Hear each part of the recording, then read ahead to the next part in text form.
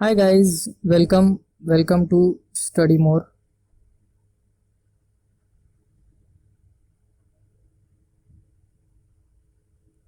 I am doctor Anil और हम देख रहे हैं फिजियोलॉजी। मीन्स हमारा चल रहा है physiology topic, right, from Guyton. Okay, which chapter we are talking about is 25। Okay, अगर आप लोगों ने इसके पहले के मेरे 3 वीडियो नहीं देखे, लेक्चर नहीं दिखे चाहे ऊपर, तो आपको ये थोड़ा समझने में थोड़ा दिक्कत आ सकता है। अगर जिसने भी नहीं देखा है वो प्लीज़ जाए और वो चैप्टर देखे। और आज हम पढ़ने वाले हैं उसके ही आगे का part, blood volume. Blood volume, okay. So blood volume और हम लोग देखने वाले हैं haematocrit.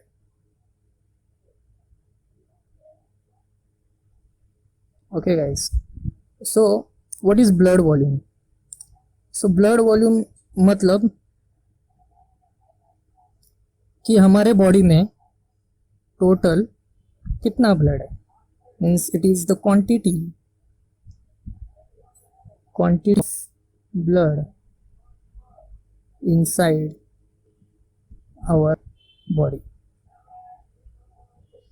Okay, so how much it is? It is 7% of total body weight.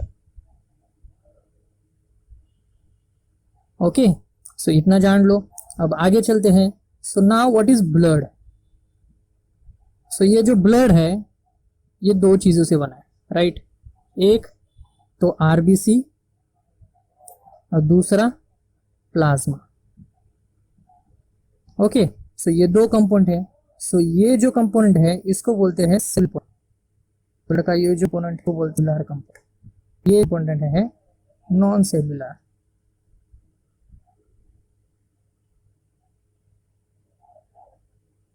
Component. Okay, सो इसके अंदर आगे जाएंगे तो इसलिए ये ब्लड जो है ये अपने 2 चेंबर, अपने ही सेपरेट चेंबर कैरी करता है। So this blood has its own separate chamber,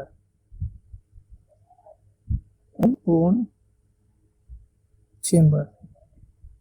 okay, यहां तक समझ में आया? बस जो जो बोला है वो ध्यान रखो, बस ध्यान रखो मैं क्या क्या बोल रहा हूँ, राइट।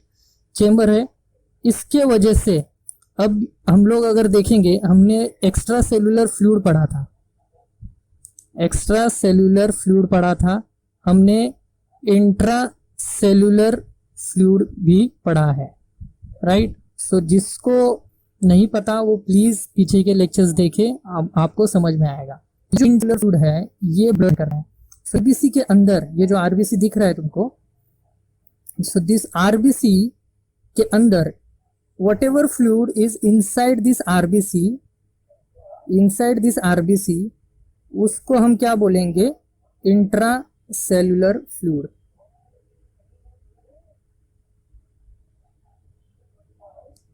ओके, कोई डाउट इसके यहां पर?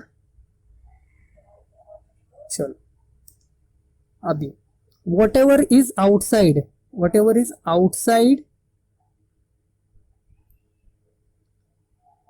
What ever outside this RBC, which means inside plasma, right. तो ये ब्लड वेसल के अंदर ही चल रहा है ना गाइस। सो प्लाज्मा के अंदर जो भी वाटर फ्लूइड है, सो द फ्लूइड और द वाटर इनसाइड प्लाज्मा, उसको हम क्या बोलेंगे? Extracellular fluid. Okay, so इसका मतलब क्या हुआ गाइस कि blood contains both extracellular fluid और intracellular. So this is why हम बोलते हैं blood contains both the fluid, extracellular और intracellular also, extra और intracellular। ओके, एक्स्ट्रासेल्युलर और इंट्रासेल्युलर दोनों फ्लूइड ये कंटेन करते हैं, और इसी के वजह से इसको एक सेपरेट कंपार्टमेंट का नाम दिया गया है। So this is why this blood is considered as separate body fluid compartment. Separate compartment. Okay, because इसके अपने चेम्बर है. ओके गाइज, सो यहाँ तक तो आपको समझ में आया है. सो ज़रा देख लीजिएगा समझा है या नहीं है समझा है, थोड़ा माइंड में रिवाइज करके देख लीजिएगा. ओके, सो अब देखते हैं कि मैंने जो बोला था तुमको कि 7% ये कैरी करता है, right. 7% of total body weight.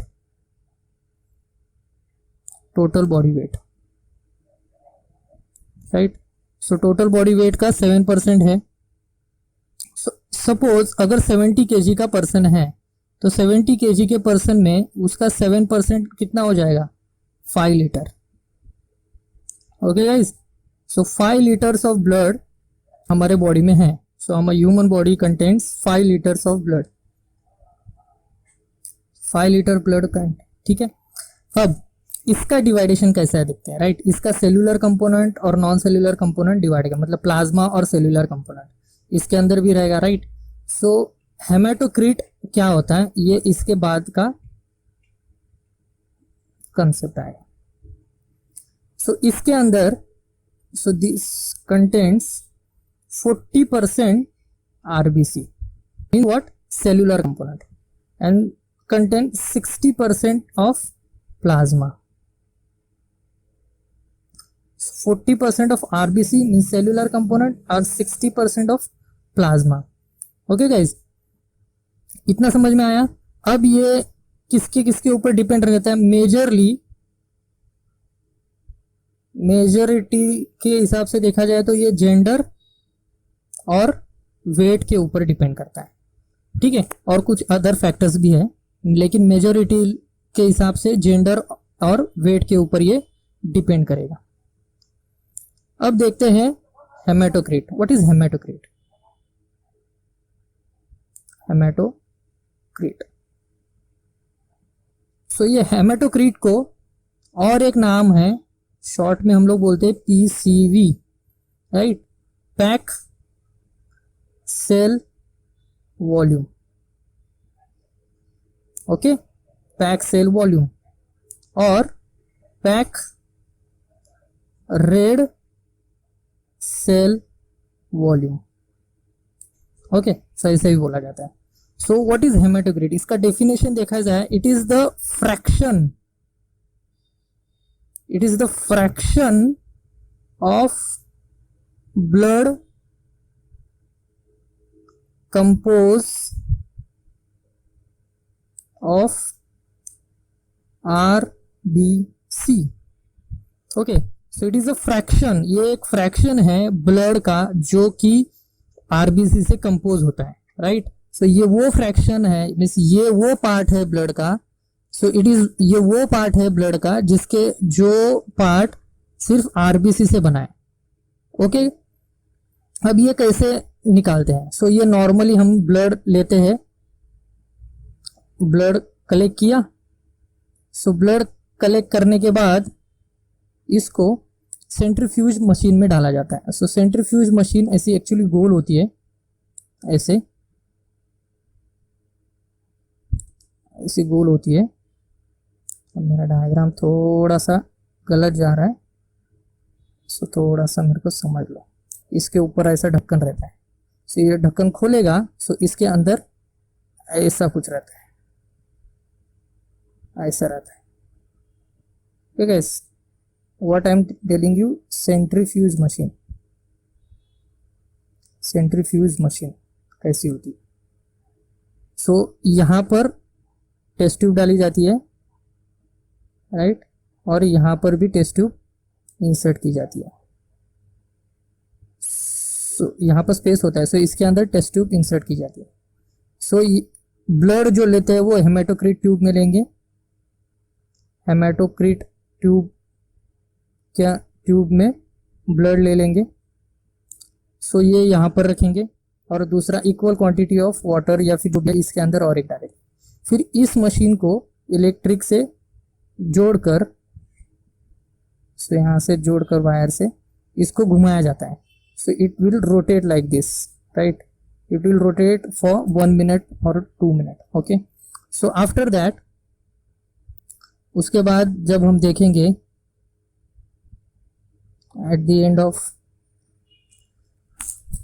उसके बाद हम जो देखेंगे तो जो ब्लड था, पहले ब्लड कैसा था, ऐसा था पूरा, राइट।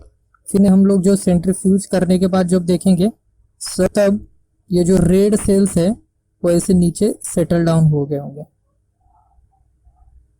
ओके, और ये जो वाइट कलर, हाँ, सो ये और जो रेड सेल के ऊपर ये जो दिखेगा ये तुम्हारा होगा plasma. Okay, so this is RBC और cellular part of blood, cellular part और सेल्यूलर कंपोनेंट ऑफ ब्लड और हेमाटोक्रिट। ओके, और ये तुम्हारा हो गया प्लाज्मा। ओके, सो ये हेमाटोक्रिट ये क्या होता है, आरबीसी क्या होता है, इसके अंदर टाइटली पैक्ड होते हैं, एक दूसरे से टाइटली पैक्ड होते हैं, टाइटली पैक्ड आरबीसीज बोलते हैं इसको। ओके, बट ये इतना टाइटली, मतलब 100% आरबीसीज एक दूसरे से पैक नहीं हो सकते। 100% होंगे क्या, सो नहीं। सो it is approximately 96% tightly packed, because 3 to 4% उसके अंदर प्लाज्मा एंट्रैप्ट रहता ही है। ओके, सो हम जो हेमाटोक्रिट देखेंगे वो 96% ट्रू होता है। ओके, यहां तक समझ में आया। सो अब ये जो हेमाटोक्रिट है इसका नॉर्मल वैल्यू क्या है, 0.40। 0.40 इज द हेमाटोक्रिट और 40%, राइट। सो ये 0.40 है।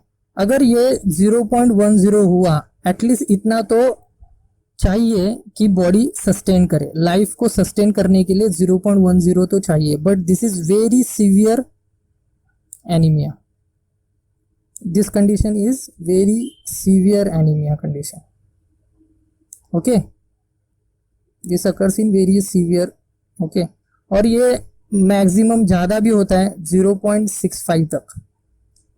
सो ये कंडीशन को हम लोग बोलेंगे पॉलीसाइथेमिया। क्या बोलेंगे इस कंडीशन को, पॉलीसाइथेमिया।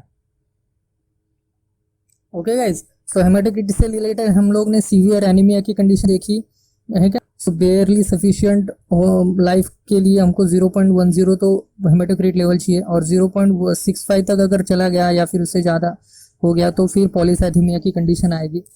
ओके गाइज, सो ये पॉलीसाइथेमिया होगा, एनीमिया क्या होगा, ये सारा चीज़ हम लोग बाद में और देखने वाले हैं, राइट। सारा कुछ कवर करेंगे हम, पूरी डॉक्टरी पढ़ने वाले हैं ये चैनल के ऊपर, पूरा डॉक्टर बना दूंगा मैं तुमको। बस इतना है कि अगर तुम नॉन मेडिको हो तो डिग्री नहीं रहेगी, अगर मेडिको हो तो विद डिग्री आपके पास नॉलेज भी आ जाएगा। अगर आपने पढ़ाई नहीं की होगी और कर रहे हो तो बहुत अच्छी चीज़ है, और मेरे साथ कर रहे हो तो और भी अच्छी चीज़ है, बिकॉज हम टुगेदर तुमसे साथ में इसको कंप्लीट करने वाले हैं। Okay guys, so this is only for the educational purpose. हाँ, सो ओके, सो इतना होने के बाद, okay guys, so will stop here. So will see आगे का हम नेक्स्ट लेक्चर में देखते हैं। सो यहाँ पर आज का हमारा टॉपिक इतना ही था, हेमाटोक्रिट और ब्लड वॉल्यूम क्या है। ओके, सो अगर आपको ये समझ में आ रहा होगा और आपको अच्छा लग रहा होगा, अच्छा लग रहा है कि मैं अच्छे से एक्सप्लेन कर रहा हूँ, और अगर आपको नहीं भी समझ रहा है तो आप मुझे कमेंट में बताया करो कि क्या नहीं समझा है, या फिर आपको कोई अलग से कुछ टॉपिक है छोटा सा या फिर बड़ा जो भी है, सो जिसके लिए अगर आप 50 से ज़्यादा कमेंट आ जाते हैं कि इसके इस टॉपिक पे बनाओ, तो उस टॉपिक पे मैं आपके लिए वीडियो बना दूंगा। ओके गाइज, सो अभी डू लाइक, शेयर और सब्सक्राइब। ओके गाइज, सब्सक्राइब करो, शेयर करो किसी एक व्हाट्सएप ग्रुप में जिसमें स्टूडेंट्स हो और जिनको इसका फ़ायदा हो सके। ओके गाइज, और ये 11th और 12th नीट के बच्चों के लिए भी इम्पोर्टेंट है, बिकॉज ये उनके सिलेबस में भी है, उनको भी अभी आता है ये फिजियोलॉजी में। Okay guys, so thank you, good day, take care, stay blessed and stay safe and stay home.